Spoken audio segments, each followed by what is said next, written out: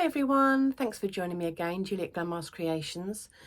I've just thought this morning I haven't shown you something that I've been using quite a lot, because I've been making clothes with buttons.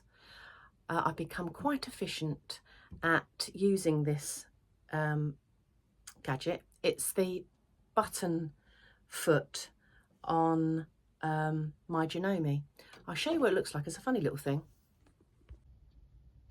Yes, I was actually looking up in Janome, the Janome accessory book, and it is called the Button Sewing Foot. So my sewing machine is a category B, and I don't know if that's still the part number, I don't know if that's still the price, but it's a handy little thing. Yeah, very handy. I'll show you how it works. So as you can see, this is a bit different to the normal click-on feet for Janome. It's got 2 bars instead of 1. I'll show you one of the feet with just the 1 bar and show you the difference. So this is a typical foot for the Janome. This is for A, and it's just got 1 bar there, just under the A there, and that clicks on just by clicking the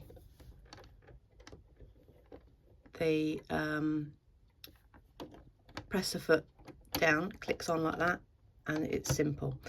This one, and you click a button at the back like that, at the back there, just click it off. This one, yeah, it was a bit like I think it was a gathering foot when I bought one from Janome. I thought, oh, this doesn't work. And actually she said, no, it works differently. It clicks on differently. So as you can see, I don't know if you can see there, but you've got the 2 grooves in the bit that the foot grips onto. So with this foot, you have to click in the back bar first, click it on there, and then you pop the arm down. There we go. It clicks off just the same, but you have to push it back a little bit. But to put it on, you click it on the back and then you pop it down. So obviously you're going to mark out where you want your button to be, and you need to put your button on that mark. Then what you do is you pop it under this foot, and then you try and get the holes in the middle between those 2 blue prongs at the front, like that. Obviously you have to select a zigzag on your machine. Now, depending on the size of the distance between the 2 holes here is the width you're going to want that zigzag stitch.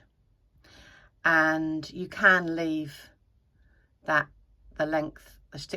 stitch length on 1.5, but you might want to pop it down a bit. So it is a bit like trial and error. So try it out on an extra bit of fabric like this before you actually pop it onto your project.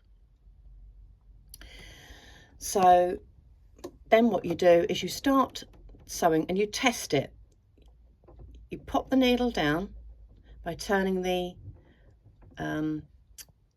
turn wheel towards you, and you make sure that that is fitting nicely and it's all in the right place. And then obviously when you do a zigzag stitch, it would automatically go over, and you need to try out to make sure that that is the right length, the right width rather, for to go across between the 2 holes without knocking or chipping the button.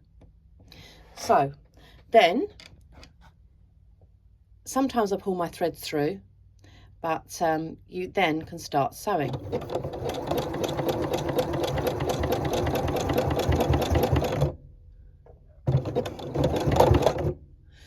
So it's up to you how many times you sew across the button, and then usually what I do is just pop the needle up and remove the button. So there it is. There you have your button sewn on, all neatly. How quick was that? Once you set it up, it's really quick. And some people say, oh, you know, I like to sew buttons on by hand. And that's absolutely fine if you've got 1 or 2. But if you've got a shirt with 12 buttons, that's going to take you some time. And obviously you can't use this with a button that's got a shank. So it has to be a flat button without a shank. But this can be a really quick and easy and very neat way of sewing buttons on to your project. So I hope you enjoyed that. I've been using that for a little while. I thought I had put a video up actually of how to use it and the way I use it. So you might want to do a securing stitch at the beginning and at the end, or you may not, but I've never had any problems with my buttons coming off using this. But it's just a quick and easy and very neat way of doing your buttons, so I hope you enjoyed that. I will put the link of what it is for my machine in the box below. So if you've got one of these and use it a lot, please, we'd like to hear from you. If you prefer to sew your buttons on by hand, that's also good. So it's just different ways of doing things, isn't it? But if you can do something neatly and quickly, I'm all for that. So have a good week, everybody. Bye for now. Happy sewing.